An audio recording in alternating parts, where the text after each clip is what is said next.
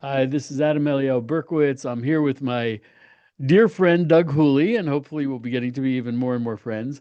Doug is a very smart guy, and he came to Israel and he kind of did an independent touring around, and he saw a lot of things that most people don't necessarily get to see. It was certainly not your average trip. And one of the things he did, he spent some time on the Temple Mount. And what most people don't realize is even though the Temple Mount is this hotly contested, very much in the news place, and it's in the very center of Jerusalem, because it's so hotly contested, people don't really go exploring or investigating, which is very strange. So there's shockingly little known about the place. I remember um, I guess it's going back 11 years. I was at a Cry for Zion Temple Mount conference in Jerusalem, and there was a National Geographic reporter who was reporting on archaeology. So this is National Geographic. These are supposed to be heavy hitters. And we were talking about the Temple Mount, and I said, the site where the Jewish temple stood. And he says, well, that's not for sure. I was like, what? And he said, well, there's never been any archaeology done at the site. And I was shocked. I mean, technically, he's correct. There was a case in the 1970s, I believe it was, that it's a whole long story, but the Waqf did heavy construction, went in with heavy equipment, and um, dug up underneath the plaza, the place called Solomon Stables, which never were stables, and just dumped it. And they turned it into a mosque, which is entirely, they don't need it. It seats over 10,000 people. It's huge and it's under the plaza, and they don't use it because they pray on top. And they have the sifting project, which was started by Dr. Gabriel Barkai, and they just found tons and tons of artifacts in the dirt that had been churned up and dumped in a garbage dump by the Waqf. So there's really very little known actually about the Temple Mount so far as its history and archaeology. Even though, well, that's a different story, but there's really very little known. So Doug has a theory that, to be perfectly honest, I couldn't really understand and I couldn't breeze through the paper that he wrote on it. But he wrote about what's called the Dome of the Souls, which is one of the Muslim structures on the Temple Mount. It's actually not even a structure, it's just a dome. It's like looks like a gazebo. It's open on the sides and it has a dome on top. So, Doug, tell me about what you know about the Dome of the Souls, and then we'll get into your theories about it. Well, the Dome of the Souls, the way I describe it, it stands to the north of the Gold Dome of the Rock, um, you know, quite a ways away from it.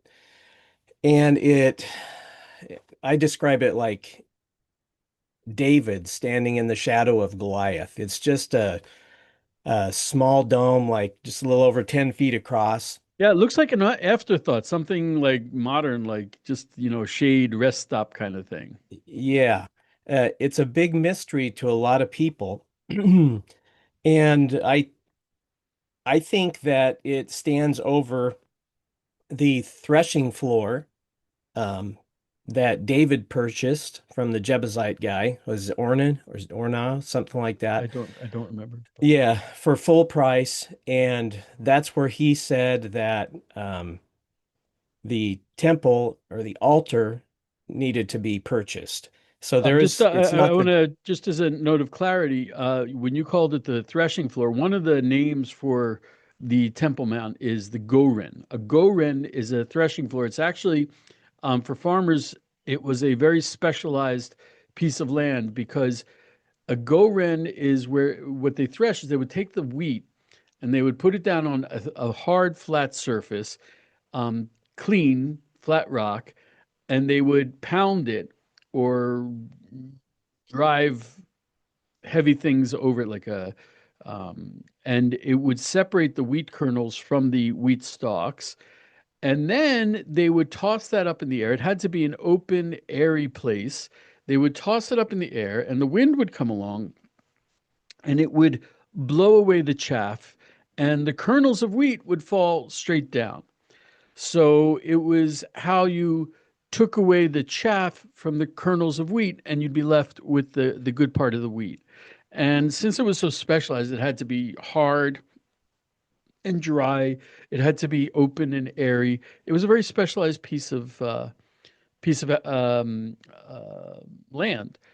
And the temple, since the Temple Mount is on the top of a low mountain, though not the tallest mountain in the area, it was perfectly suited to be a goren, to be a threshing floor. And that's what it was used for before David purchased it for the temple, which was built by Solomon. But he purchased the land, he established it, and there he also set up an altar and established an altar there, and that was the goren, the threshing floor. If I may add, there are some people who go to Jerusalem and they go to the city of David, and the city of David is on the hillside that goes down to Siloam, down to the Shiloach, the pool of Siloam, um, which was connected to the water source. And there are people who will say, "Oh, the temple really stood." Oops, excuse me. Um, that's whoop. Sorry, that's my current reality. Uh, yeah. Actually, that's interesting. My phone was on mute and I still heard the alarm. I'm not going anywhere. Um, So there were people, a lot of people claim that the temple stood in the city of David, which is on a slope going downhill. It could not have been because it could not have been a threshing floor. It could not have been the Goren, as you said. Okay, so I gave a big interruption. I apologize. So you were talking about this small dome. It's about what, 4 meters across, maybe something like that? 10-ish feet. I have the exact dimensions in my paper, but yeah, it's like 10 feet in diameter. It's an odd Mhm. shaped, a little bit octagonal with a couple of square wings on it. Uh, Good sized. It's flat. It's got pock marks in it. There's actually a natural crack where it kind of comes to an X in the middle of it, like X marks the spot. So it's because of its location, because it is very likely that it is indigenous bedrock stone, and the entire platform sits to match its elevation. You know, the raised platform that's on top of the Temple Mount that the Dome of the Rock sits on. It's if anybody's been there, they know that you go up on the Temple Mount and then you go up these stairs onto another raised platform that the Dome of the Rock sits on. It's on that platform, and every other paver stone on that platform sits at the level of this Dome of the Souls, big indigenous rock. I'll have to So take your word for it. They don't let Jews up there. Yeah. So that's, honestly part of the reason why I wanted to go up there and look around because guys like you aren't supposed to go up there. I'm not allowed to go Um, up there. The police would stop me. right. Yeah. Um, so anyway, before I say anything else, uh, this is not an original idea by me. There's a guy named Christian Widener who is a PhD. He's an engineer, and he wrote a book called The Temple Revealed. And uh, I, like many other people, always just bought into the idea that the Holy of Holies stood over where the Dome of the Rock is, Right. to traditional view. And then I read this guy's book very skeptically because before his book, the whole theory about the temple was to the south of the Temple Mount was out, and I just didn't buy that at all. And it's like, what are people's motivations for this? They're trying to quicken the ability of the Jews to rebuild the third temple, and so let's give them an alternative location so they don't have to knock over the Dome of the Rock and that whole thing. So very skeptical about it, but uh, Christian Widener made a very good case for this alternative location. And it wasn't his idea originally either. A guy named Dr. Asher Kaufman came up with it years ago, and you can still pick up his book, The Temple Mount, Where is the Holy of Holies, for somewhere around $1,000 on eBay. So I've never read that book because of that. Can you So hear the anyway, it's siren, not by a the way? no. Is it going off? Do you need to Oh go yeah. somewhere? Oh yeah. No, Okay. no. I mean, either I do or I don't. Yeah. Yeah. Yeah. It's Well, may Hashem protect you, Adam. amen. Amen. Yeah. Uh, right. Okay, that was the siren. Anyway, so you were saying, I apologize. This was unavoidable and unexpected. So you were talking about Yeah. this theory posed by Widener, which you Yeah. said was you were skeptical when you first read it. Uh, Absolutely. and what's his theory? His theory is because of its elevation, the characteristics of it matching that of a threshing floor in antiquity from elsewhere. It's just big enough to be used by animals because there were smaller threshing floors where they would beat their wheat and then throw it up. And there were larger ones where you could take it's called a sledge. It'd be like a wooden planks that would have rocks in the bottom of them, and they would have like oxen drag it back and forth across the wheat. Well, in the story that's found in First Chronicles 21, uh, I don't know if it's there a little bit later, but anyway, the guy who sold David the threshing floor said, "Why don't you use the wood from the oxen?" uh, for the fire and the altar, and you can use the meat from the oxen. So it's kind of like this package deal where he was going to sell him the threshing floor, the wood from the oxen for the fire, and the oxen to use as a sacrifice. So it's kind of apparent that this was the type of a threshing floor that animals could use, which means that it needed to be a minimum of about 10 feet based on what modern archaeologists think that you need for an animal-based threshing floor. Well, the Dome of the Souls, the rock that's underneath it meets that minimum. And this is speculating now, but there's nothing to say that prior to the destruction of both the first and second temples, that floor wasn't even a little bit bigger. Because of the destruction, the big stones falling down, it crushes the edges of the stone. But anyway, Also, the it what's doesn't necessarily have to be flat like we're familiar with absolute flat. It might be a little yeah, bit, a little bit curved, and they yeah, filled in the edges of it and covered them with the paving yeah. stones. Yeah, well, it's not square, and it has the pock marks in it that are consistent with a lot of use from a sledge on a threshing floor. So it seems to me that either David's threshing floor was destroyed and is no longer in existence, which is puzzling because it would be bedrock, because there is no other stone on the Temple Mount that matches this. The smooth, almost polished rock. It's like, well, what we're looking for is a threshing floor if we're going to go from the documentation about where the altar was built. The foundation stone that's under the dome of the rock, it actually sits like 6 feet above ground level. Mm. Most of And what's there's on and top there's of a it, chamber underneath the Dome of the Rock, there is, and which would absolutely not be a threshing floor because it's not open to the wind. So it couldn't be used as a threshing floor. So even if you want to say, oh, not the temple, not the Dome of the Rock, but the rock underneath. And also the rock is very important because we also refer to the temple where the Holy of Holies was as the Even Shtiyah, the foundation stone. And there's a right. lot of midrashic literature about it saying that it's from that stone was like the seed from which God created the world. So it's Yeah, definitely a stone. We're looking for a stone, a bedrock kind of stone. So right. there's a question: could it be what's in the Dome of the Rock, or could it be under the Dome of the Souls? So you're saying that according to its physical appearances and physical Yeah. characteristics, it could be.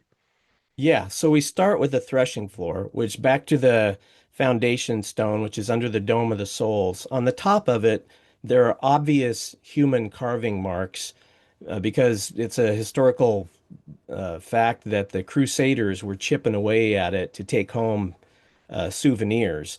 But the majority of it is still just natural native stone, which does not look consistent with the threshing floor, nor does it look like it would be possible for an oxen to go up 6 feet in the air and tread Mm, around on top of it. Just not, it doesn't make practical sense. So the thing that the Dome of the Soul stone has going for it is it looks like it has been used as a threshing floor, which is consistent with scripture. So that's the starting point on what's interesting. But that's far from the case to be made. There is tradition that uh, the the threshing floor, the Holy of Holies, I should say, was in direct alignment with the eastern gate of the Temple Mount complex. sure. Well, And that there's that comes into play with the ashes of the red heifer that right, you had to be able to see from inside the Holy of Holies if the doors were open, out to the Mount of Olives through that gate. It's either yeah, through or above that gate. right. So there is nothing square about the Temple Mount retaining walls, um, and it also does not lie the eastern wall does not lie directly north and south. It lies at 6 degrees off that at 174 degrees. Okay. So it's off just slightly. Okay. So what's amazing about that is at the eastern gate, which there is no archaeological evidence for any other gate that's ever existed on the eastern wall. Warren, Charles Warren in like the 1880s dug shafts and tunnels around the existing eastern gate. And what he found was there is another gate, the foundation of which sits 41 feet below the gate that we can all see now when you look at the eastern wall Oh, really? of the yeah. So it sits on top of what was there in the first century. And he thought that the foundation stones of that looked like they could have been from Solomon's original temple period. But anyway, If I there's a can gate that's interject here, if I may, uh, also what a lot of people don't understand is Charles Warren, I believe, was in the 1880s, but it was, well before the creation of the state of Israel. And because it was before the state of Israel, and because Israel was largely unsettled, he got pretty much to wander around in a way that we haven't been able to do since.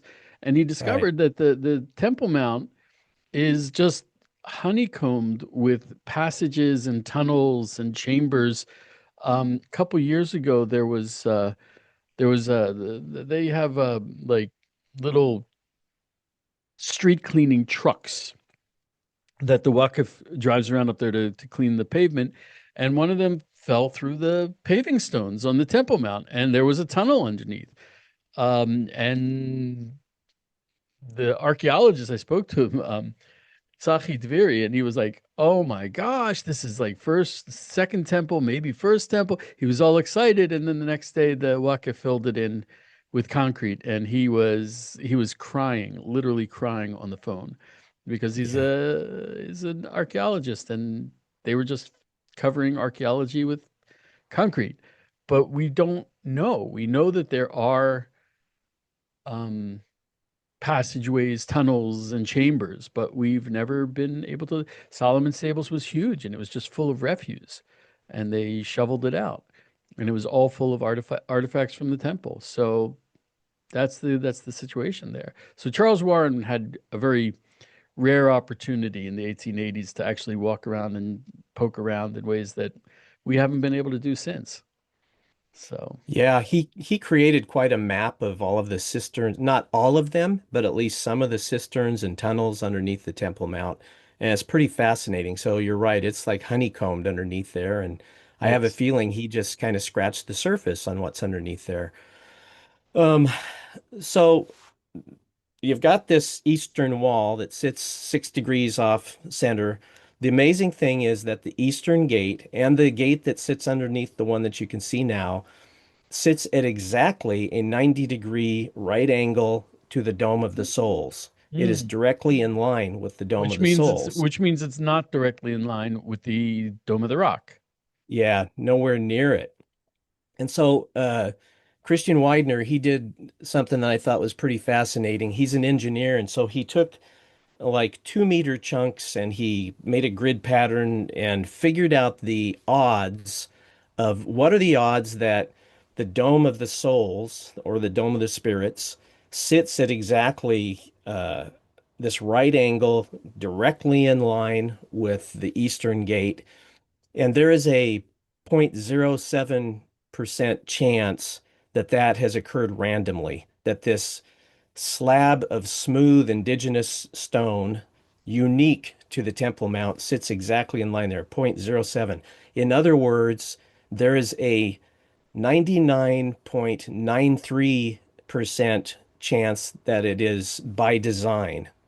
It's purposefully there, which is way beyond, reasonable doubt that this is intentionally there. Sure, So sure. you've got this angle now. So there's all sorts of things that this angle comes in line with. I don't believe by accident. One of them is if you proceed from the Dome of the Souls through the Eastern Gate in a straight line, you will come out to the highest point on the Mount of Olives. If you Oh, continue across the really? Kidron Valley, you come out to the very top of that. Well, in one of Ezekiel's visions, he sees the Shekinah glory of God leave the temple, go through the eastern gate, across the Kidron Valley to the top of the Mount of Olives, and then ascend into heaven from there, all right in line. A couple of minor points that may or may not be coincidence. I have a hard time thinking it's coincidence. If you continue east on that line, you come to the Jordan River pretty close to where the Israelites crossed the Jordan River to come into the Promised Land. And if you continue on from there, you talked about Adam being created, the possibly on Mount Moriah. If you can, and then he's taken east to Eden, where God planted a garden. If you continue east, I mean, what are the odds that you're going to come to the place where the Pishon, Gihon, Tigris, and Euphrates all converge, which is what the book of Genesis describes as being where Eden was. So, what a coincidence. The Garden of Eden, the crossing of the Jordan, the top of the Mount of Olives, the Eastern Gate, the Dome of the Souls. If you go the other direction to the west, you come to the small western wall. They could have, that small western wall could have been anywhere, but here you have the small western wall, probably the closest access that we have today outside of the Temple Mount to where potentially the real Holy of Holies stood.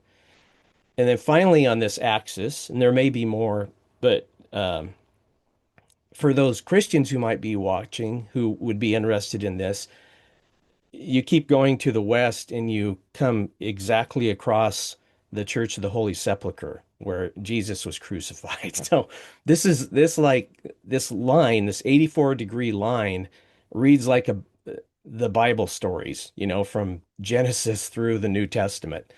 So anyway, you start thinking about the odds of all of that happening with this line from that's necessary according to tradition and where the red heifer is sacrificed, etc. You put that together with the threshing floor aspect of it, the odds of where it would be, the fact that the platform was built to its level, probably by Emperor Hadrian's fellas. After 70 AD, the whole temple was destroyed. He goes up there after the Bar Kokhba rebellion and builds a new platform on top of the Temple Mount, uh, where he places a statue of himself, which actually may be in the Israel Museum now. I got a nice picture of it. and a statue of Jupiter, and he turns it into a pagan center. which Uh, is the basis for the so temple of the Antichrist. yeah, I don't know. Maybe I've I I've didn't know heard about I've that, heard but yeah, what he did was like that's going to be the temple of the Antichrist. That was the template, which is going to be the temple of the Antichrist. yeah, okay. The big thing there though is that why did he build his platform to the same level of this stone?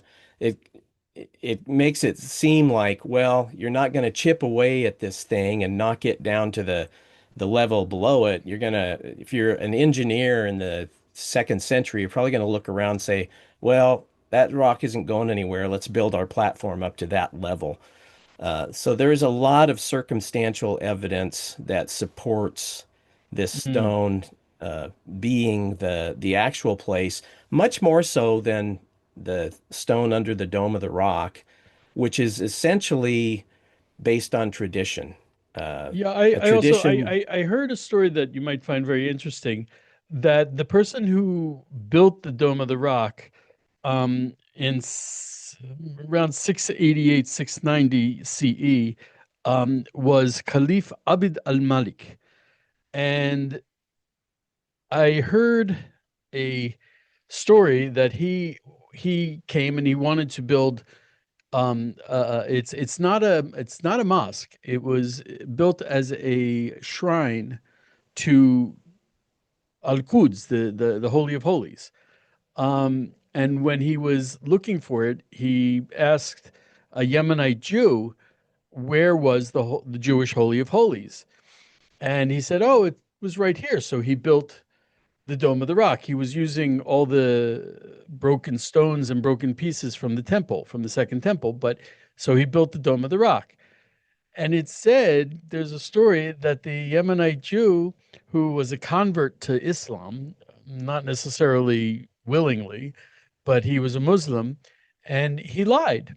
He lied in order to mislead the caliph and have him build this huge shrine um, in the wrong place so that he wouldn't be covering up the Holy of Holies. that's Uh, interesting. right. So, which actually kind of makes sense. Um, and there's a lot of things to be said about that. And to be honest, even if it wasn't the Holy of Holies, well, in front of the temple stood the altar. And for us, it's very important to know where the altar is. And if the Dome of the Souls was not the location of the Holy of Holies, it very well could have been the location of the altar, which was equally important. So, Yeah, there's other ancient stories. There's a guy, he was a pilgrim from Bordeaux in France in 333 who traveled to Jerusalem and went up and took a look around the Temple Mount. And this was still when Jupiter, not Jupiter, but he says there are two statues of Hadrian, and not far from the statues, this is on the Temple Mount. Not far from the statues, there's a perforated stone, like a pocked up stone, to which the Jews come every year and anoint it, bewail themselves with mm, groans, and rend their garments, and then depart. A special stone that they were commemorating each year. And this, again, this pocked up, smooth, but pocked up stone under the Dome of the Souls fits that description. And so, like I say, the case made for the Dome of the Rock being the place of the Holy of Holies, unless you know something that I don't, and I would love to know if there's any more evidence other than just traditions here. The big story is always, and I think well, I won't say where I think I heard this, but um, I've read it in several places. The theory that in 1967, when the Temple Mount was liberated by the IDF, that the soldiers went up there, and the Muslim guy who's in charge of the Dome of the Rock comes out and says, "Yeah, this is where your temple once stood, is under the Dome of the Rock." And so it is, there might still be guys alive that were present when that guy gave the story. I don't oh, there know, but certainly are. There certainly are. Rav yeah, Ariel, the founder of the Temple Institute, he's very old, but he was one of the soldiers who conquered the Temple Mount and went yeah, up. He was one of the first ones up Maybe there. he heard that story. He might have got it Maybe. from this horse's mouth. I think that's Mouth. actually in whose name I heard it. Okay. So, yeah. So what are the motivations of the Muslim guy? Maybe he just wanted to keep his job at the Dome of the Rock. I don't know. So that's the kind of thing that the location relies upon. Uh, Before I forget about saying this, though, is I do not have a dog in the fight. I read this theory. My dog in the fight is that I believe that I serve the a a Jewish king, named Yeshua, and he is very much into Jewish things. And he And probably spent a lot of time up there. yeah, and so I think it's an imp subject that was and is important to him.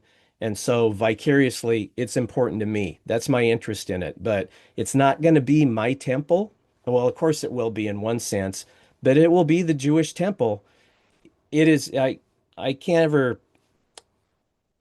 well, it's difficult to understand why Christians think that they can essentially dictate uh, things pertaining to the temple to try to say, well, it's to the south, so go ahead and build your temple there. Um, they try to facilitate the building of the temple, which in one sense is great. I don't think we can be enough help, but to say, go ahead and make your sacrifices in this way, it's not up to Christians. Christians know nothing of essentially nothing. More and more are learning about, but essentially know nothing about what's involved in doing your sacrifices in a kosher way. So what I'm saying is, it is up to the Jews to decide where they're going to I think build their temple and place their altar. if I can Not if not me. if I can throw this out there, I mean, first of all, we all like to know about the truth. And one of the things is when you come to Israel, just walking around, you're seeing things in front of your eyes that are truth, that are that show the historicity of the Bible, that shows that it wasn't just, parables or pretty stories, that it was really happening and the places were real and the people were real. Um, but I think there's a misconception among Christians, that's because they were they were raised in replacement theology. They think that they have a claim to the covenant, but even if they've rejected replacement theology, the framework of replacement theology is still there, and they think that I'm a Jew in order to reject Jesus and in order to get other people to reject Jesus. My being a Jew and my observance as a Jew has nothing to do with Jesus, has nothing to do with Christianity. I don't care if people worship Jesus in Israel. I actually, and I kind of like it because, I mean, Christians are quickly becoming a lot of Christians are quickly becoming our best friends. I've noticed that when I was growing up, you wouldn't have newscasters wearing prominent crosses, necklaces. And now it's becoming very trendy and I kind of like it. Let them be Christians, let them be good Christians. But they're so used to, saying, "Oh, you can't be Jewish because you don't, it's not a good thing that you're Jewish because you reject Jesus." No, I'm not Jewish because I reject Jesus. I'm Jewish because I was born Jewish and I've got no Right. choice. And so so just because we build a temple, it's not a rejection of Jesus or a rejection of Christianity. I mean, it means that it's Jewish. And Right. not, I mean, and by virtue of the fact that it's Jewish, well, it's not Christian, but it's not anti-Christian. It's not Right. anti-Christian belief. Um, Yeah. so but Christians think that they have to like, oh, this is a threat to Christian. It's not a threat. It has no, we're doing our thing. And if you want to take part in the temple and come worship at the house of prayer for all nations, great. I'm not Yeah. going to ask you to, to become Jewish before you go into the temple. There's a place Yeah. for there's a place for Gentiles. And when Solomon dedicated the temple, one of like the third thing he said was, when the strangers come, accept their prayers. You don't have to convert. There's a place for you. It's not inside, but it's a place. Right. Yeah. I mean, there's so many prophecies, Ezekiel, huge indication, more than an indication, that there will be a temple in the age to come, and there will be sacrifices made, and there will be people from around the world amongst the Goyim that stream there and hang on the coattails of a Jew and say, "Tell us about your God." And I personally think that the role of followers of Yeshua, Gentiles, will be helping him with matters outside of Israel, but we'll still be welcome to stream to Israel like everybody else. Sure. And the Jews will be inhabiting the land that was promised to them, and their temple will still be overseen and administered by Jews, by a priesthood, by the Levites. And so that's why I say this is your deal to decide where exactly the temple is going to be built and where the altar will be placed, etc. I am just, I decided to just, well, it doesn't hurt to just weigh in with my observations when I went from there. So that's my motivation. I think that's wonderful. I totally agree with that. And when the third temple comes, I hope you come back to visit and you'll say, "Hey, Eliel, uh, would you do me a favor? See this? I wanna praise Jesus. So could you could you take this lamb up there?" And I'll be like, "Doug, of course." You know, Yeah. praise the God of Israel, you know. Yeah. Um, that's how I think it's going to work, especially on Sukkot when all of there's an interesting one of the commentaries on Jewish law said that it could be that not only were the nations allowed to come on Sukkot, and we know that because during the intermediary days there was a total of 70 bulls brought in the temple, and that represented the 70 nations. But there's an opinion that the nations were required by Torah law to come to the temple on Sukkot. And praise God. Yeah. And that would Yeah, be a I beautiful think thing. there are specific prophecies about the nations being required to come to Israel Sure. and pay tribute there during the age to come also. So, a couple other things about this location. First off, there is a permanent police station on the Temple Mount that's only about 50 feet away from where the Dome of the Souls is. There is not one anywhere else up there. This is my conspiracy retired law enforcement officer thinking in me, though. Um, but why is there a camera? It's in the peripheral camera view, and 24/7, two officers, I think one was IDF and one was police, stationed up there all the time Probably within 50 feet. IDF Border Patrol, which is a branch. It's in the IDF, but it's kind of like a branch of the police. So Yeah.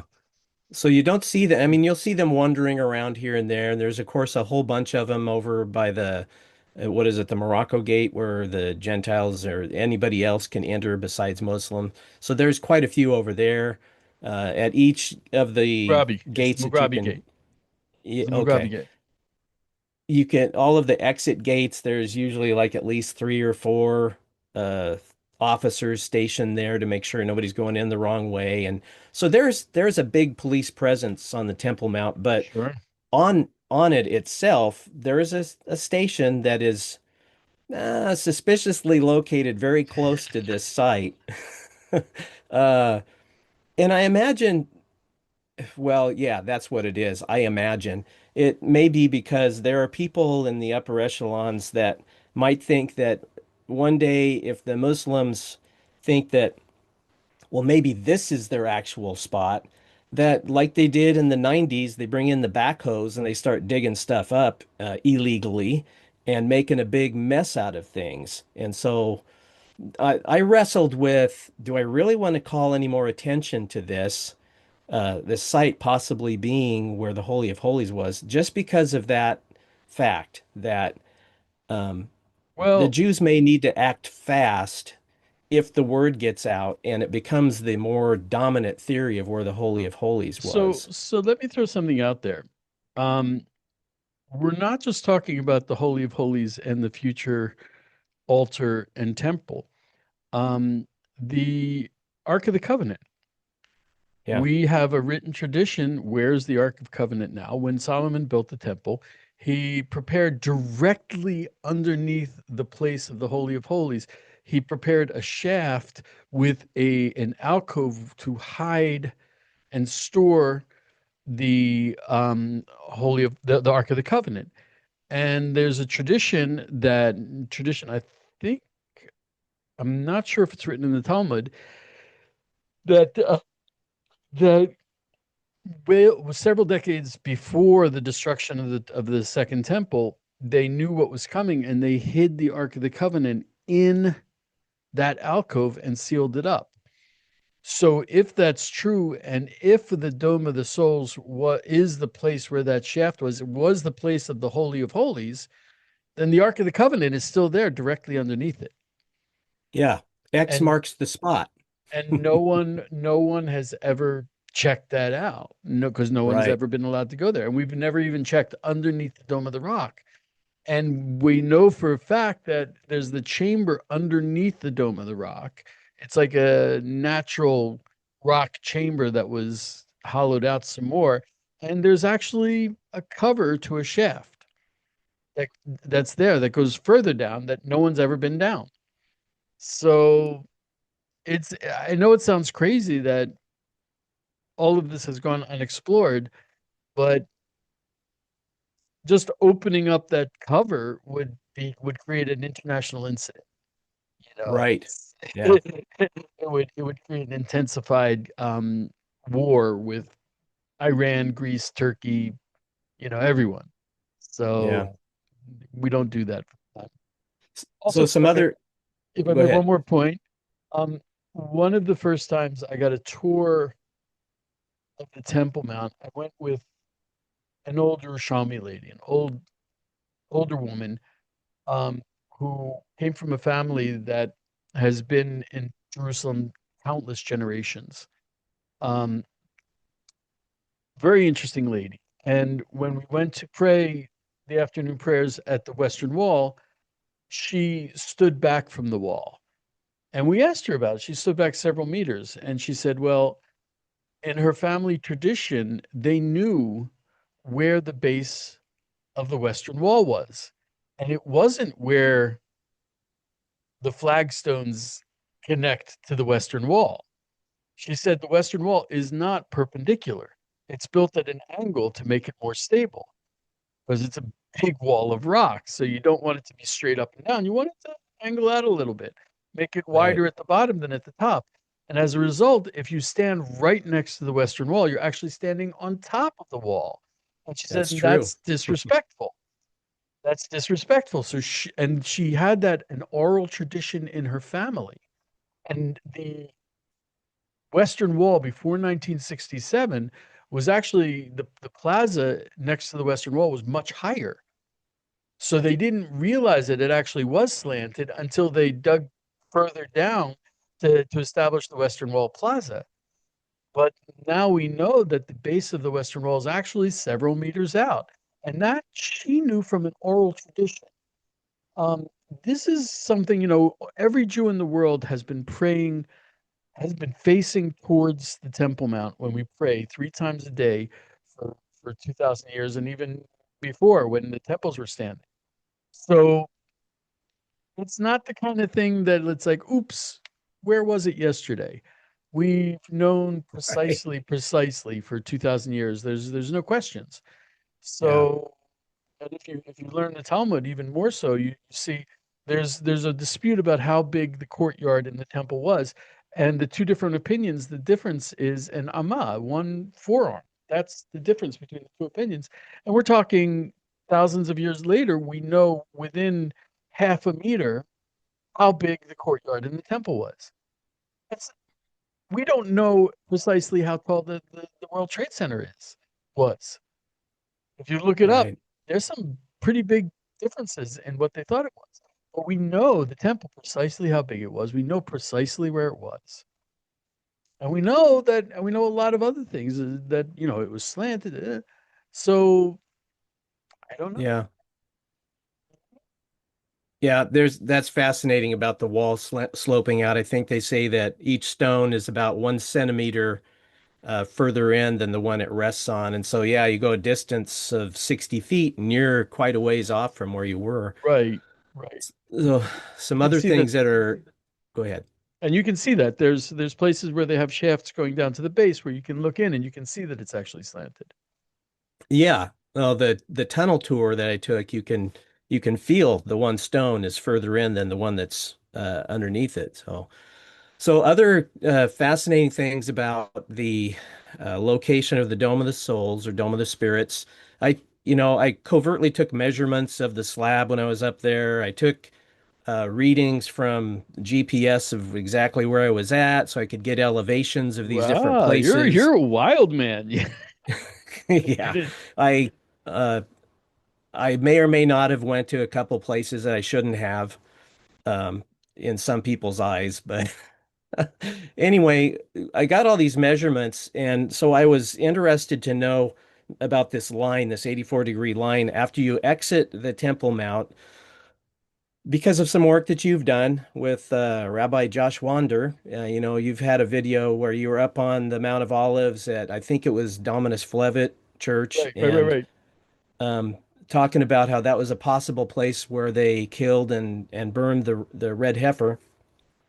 So I wanted to know about that stuff. So this causeway or bridge that used to lead across the Kidron Valley so they wouldn't have to come in contact with dead bodies.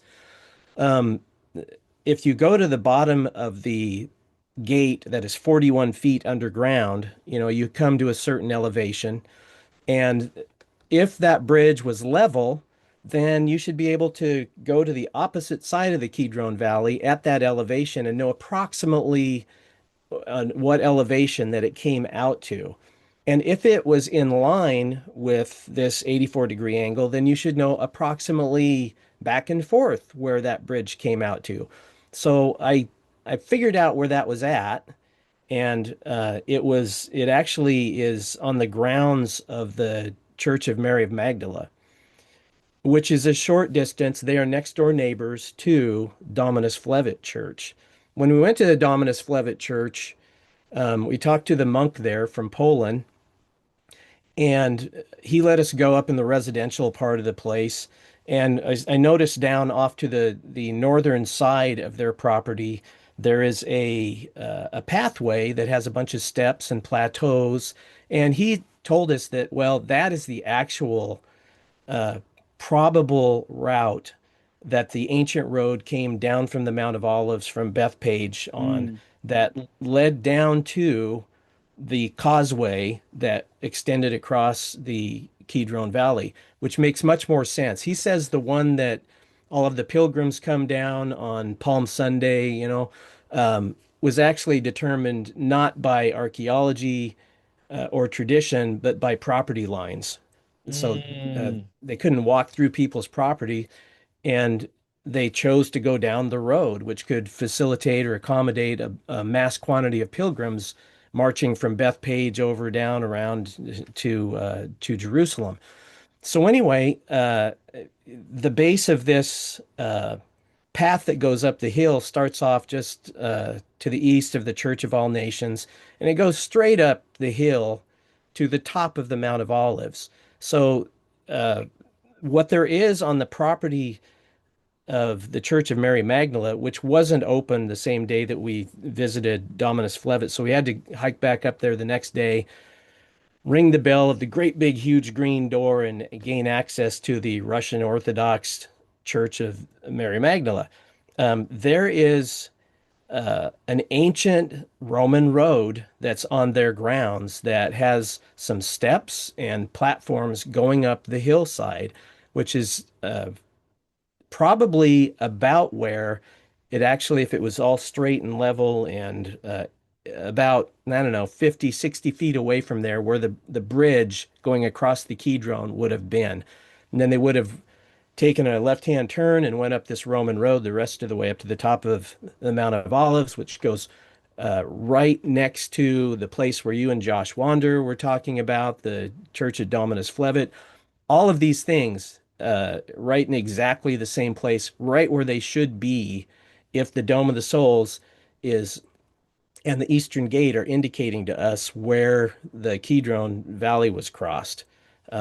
So anyway, that was all very interesting when you do all of the survey type things that you can do when you're 8,000 miles away from home using GPS and And when you and that and kind when of thing. when you've got international forces looking over your shoulder and watching your every Yeah, step, right. you Yeah. know? I can't say there wasn't one time when my lovely wife Angela, who was my research partner in all of this, didn't look at each other and say, "Should we be heading for the airport right now?" It's You know, anyway, so a lot of corroborating evidence on where, pointing to the Dome of the Souls as being someplace very significant. Uh, and if not where the Holy of Holies was, what in the world is it?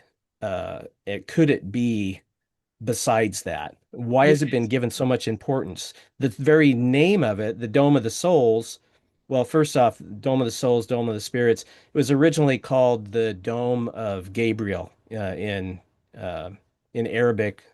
I can't pronounce it. And then it was called the Dome of the Tablets. Well, guess why? Because they thought that's where that would the tablets of Moses were in the Ark of the Covenant on that spot. So they called it the Dome of the Tablets. And then it became the Dome of the Spirits. There's Pubat a possible. al-Arwa. Pubat Okay. al-Arwa, the Dome of the All Spirits. right. Yeah.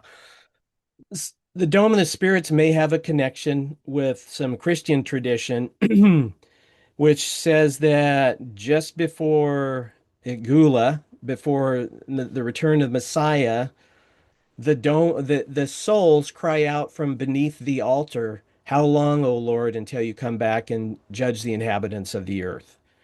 They're crying out. And so that is the same tradition associated with the Dome of the Spirits. It's just before the return of the Messiah that the spirits will cry out from the altar and say, we're ready. Please bring on your redemption. And the Dome of the A lot of Tablets would be coincidences. consistent with the tradition we have that directly underneath it is where the Ark of the Covenant is, which contains the tablets. Yeah. Yeah. So that's consistent. I want to emphasize, first of all, anyone who goes to Israel, if you don't go up to the Temple Mount, it's like I don't know, it's like going to China and ordering pizza. You know, it's like Yeah. you're missing the main thing. It's the Temple Mount. Um, even if you're Christian, it's like that's where Jesus walked. That's where it all happened. Um, but the Dome of the Spirits, it's like it looks like a nothing. You look at it and you're like, this is it. What's the big deal about this? It's a Yeah. dome on top of these columns, and it doesn't look like anything. It's really Yeah. Well, when we were there, I think it was a copy of a map from the 1500s when, your main continents that they knew about was Europe, Asia, Africa, and it placed Israel right in the center of that. They considered Israel the center of the world. And the saying was, if Israel is the center of the world, Jerusalem is the center of Israel, the Temple of Mount is the center of Jerusalem, and the temple is the center of the Temple Mount, and the Holy of Holies is the center of the temple.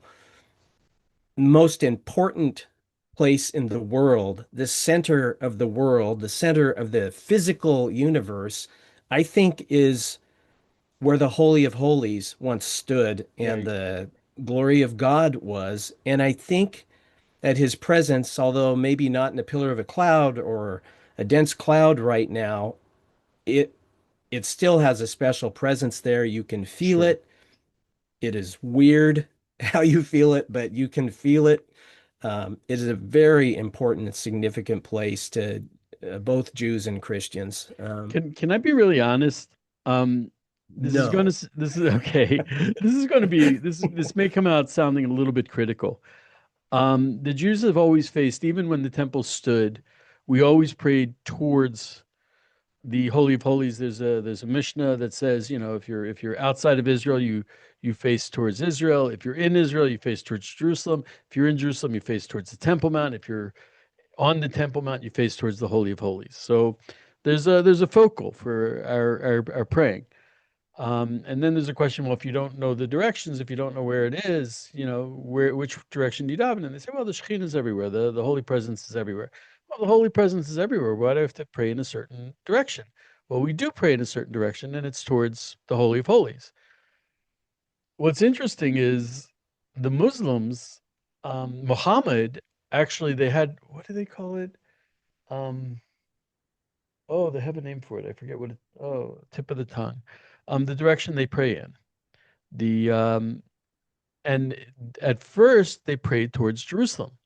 When Muhammad first established Qibla, the first Qibla was towards Jerusalem. And then there was a whole thing where he went into Medina. Medina was like full of Jews. And he said, convert or die. And they said, well, what does convert mean? He says, you have to pray 5 times a day towards Jerusalem. And they're like, okay. And so they started praying 5 times a day towards Jerusalem. And then someone said to Muhammad, they're lying to you because they're praying 5 times a day towards Jerusalem, but they're not praying to Allah. They're praying to Elohim. And so he said, okay, so now to prove that they weren't Jewish, that they weren't praying towards Jerusalem, he said, okay, now we pray facing towards Mecca. So today, the Qibla, after that, the Qibla was towards Mecca. But originally, they prayed towards Jerusalem. And to be perfectly honest, I never understood why Christians don't have a Qibla, why they don't have a direction to pray in. Um, when you, if there's any archaeology and they find a building, they can tell if it's a synagogue by which direction it's facing. Because you pray towards Jerusalem, so you would orient the whole building towards Jerusalem, even to this day, no matter everywhere in the world. It's oriented towards Jerusalem. It's a synagogue. Do you feel that having a direction to pray in would help you? Um, I can't speak for the billion point whatever Christians. Um, I imagine that there are some out there who would think that that'd be very significant because there are a lot of different religious practices. For me, I got to tell you, the more that I learn about Judaism and I'm reading the Chumash every morning and doing, all those kind of things, something like that is becoming those kinds of things are becoming increasingly important to me. Although Hmm. for my Christian friends out there, I do not place any any importance on that as far as my eternal soul goes. I my I motivation is again, well, a lot of Christians tie so many things to salvation, Adam, where they shouldn't be. But my motivation for it's becoming important is because again, I serve a Jewish master. Uh, I consider myself to be in his household. I'm a bondservant living in his household. What would my master of my household want and me to do? when you say Jewish, you mean Judah. He came from the Jesus. tribe of Judah, which is Yes, he just did. south of Jerusalem. It's a literal place. And Right, I'm just yeah. thinking, if you're Christian, wouldn't you want to orient your prayers towards Judea, towards Yeah. Bethlehem, Yeah. towards Well, I'll put it this way. A while back, not very long ago, there was this great big "What would Jesus do" movement, ah, WWJD, all sorts of bracelets and everything. Well, so what I tell people is, you're talking about Shabbat, um, and arguing both sides one way or the other. So ask yourself, what would Jesus do? Holy cow, Jesus would keep Shabbat. of course, he kept So Shabbat. in Exactly. He called himself the Lord of Shabbat. I know that might be offensive to some out there, but um To some then Jews or Christians. well, yeah, probably both because people get offended. I'm cool So with in I'm regards to cool the with it. I'm question, totally cool with it. Okay. okay, good. Yeah, I'm very cool with it. So in regards to facing a particular direction when you pray, ask yourself this, what would Jesus do? Jesus would have faced the temple when he prayed. Sure. So there Ah, you go. And there is something for guys like me to think about. right? And uh, not as a specific rule. It's not like Christians have their mitzvahs that match up with Jewish, but they definitely do have their religious practices. Have you done your devotionals this morning? Have you done this? Have you done that? You know, these are all kind of like informal Christian expectations. And so, anyway, as a guy like me weaves in through the arguments and considerations, that's something that I should think about. Well, what would my master Jesus have done? And of course, all sorts of Christians would have alternative arguments against that. But so that's my opinion anyway. I also wonder, there are there are archaeological remains of churches. I don't even know if they were churches from before the Jesus movement went to Rome. I'd be very interested to see if they were oriented towards Jerusalem. I know that there were certain the Byzantine churches were octagonal. You could tell if it was a church by the shape of the structure. But I'm wondering if they also oriented towards Jerusalem. I think probably that ended with the Vatican because then they wanted to orient towards Rome. But Yeah. I'm wondering if before that, if before the Vatican, if they oriented towards Jerusalem. I mean, there was such a strong tradition in Judaism, which was, that was early Christianity. Yeah. Maybe it would seem that they did. They would. Well, there were essentially just like a handful of brick and mortar church buildings prior to 325 when Rome embraced Christianity. And then now you could safely build a building, and actually Constantine commissioned the building of many beautiful churches. And so those would be the ones that I'd be interested in, is which way Yeah, were they sure, oriented? But I sure. suspect since Constantine had such a disdain Right. for Judaism, that Right. it's like we're not going to have Shabbat on Saturday anymore. Let's move our day to Sunday. Not We're even not the going to Jewish, have, not even the Jewish faith. He hated Judah. He hated Judea. yeah. He hated Israel as a So country. purposefully changing things from Judaism to Christianity. So, why would you face Jerusalem? It's Good nothing point. anymore. Let's, Good point. yeah. But I'm wondering if Um, before that. Yeah. yeah. So anyway, we get on this compound of the nuns, and we go and we look inside the church of Mary Magdala, and we want to see these steps, and because we have seen pictures of them, we've heard about them, and the priest nor the nuns, any of them, spoke a single word of English. Lucky for us, and this sounds like a bad movie plot, there happened to be three young men who were Bulgarian professional soccer players who lived in Santa Barbara, California, who spoke perfect English, and they were there essentially working for room and board. And so I asked them if they speak English, and so three Bulgarian Bulgarian. soccer players, yeah, served as our interpreters with the Russian nuns. And when we finally got it across to them where we wanted to go, they got all animated and excited and had the young men take us there. And another nun came up, and in Russian, through the interpreter, she was motioning, yes, these are the steps that were at the bottom of the Roman road and that went across the Kidron Valley from here over to the temple on the other side. And so again, right in line with everything with the Dome of the Souls and the gate. So, you know, I'm just presenting some evidence that was presented to me.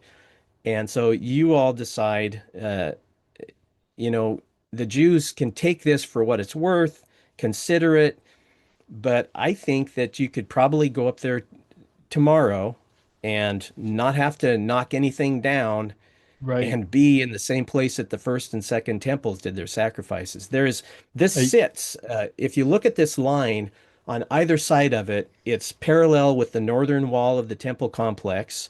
And there's about 250 cubits on this side, and there's 250 on this side that comes kind of over on the other side of the Dome of the Rock. 500 cubits, which uh, some people say was the size of the temple complex in Solomon's day. It's right in the center of that, right in line with the with all this other stuff. That's generally my case, Adam. I've got a lot of measurements of this and that. I would suggest if anybody is really interested in it, they get Christian Widener's book, The Temple Revealed. It's very informative. I think there's some stuff that I did that I didn't read in his book. I don't really have a publication for anybody to get. I think my the paper that I wrote is not really like end user or retail friendly. It's a little bit technical. I just wanted to make sure I recorded all of that stuff. So anyway, Amazing. uh, that's what I learned Amazing. about that. So you came and you were like discovering discovering Yeah, the Bible, discovering the temple, discovering that's the people don't understand. We're still working things out. There's nothing set yet, and we're in a process. And the process we're in, well, we know where it's headed. That's prophecy, you know, yeah, and it's yeah. certainly there's so much that isn't set. It's Anyway, Doug. thrilling. Anyway, Doug, I do have to go. Um, Okay. Cooking for my family is way more important than sirens and rockets. Yeah. Well, So blessings on you. Like I say, may thank God. Hashem protect you and your family. Thank God. It's so funny. I don't know too many Israelis who are worried. We're really, we're getting pounded. These are not, the rockets are like 80 meters long. They're huge. And when they Yeah, hit, they really hit. But we can see the end and we know what's on the other side. What's on the other side is a strong, beautiful Israel serving God, getting ready for see we don't pray for personal salvation. We pray for national redemption. Patterned after our concept of for lack of a for Messiah is patterned after Sinai, where the whole nation was there. So this war is a national process. And that for yeah, us is Geula. We talk about Geula, not Yeshua. Yeshua is salvation. We talk about Geula, which is redemption, patterned after, and that's what we're going through.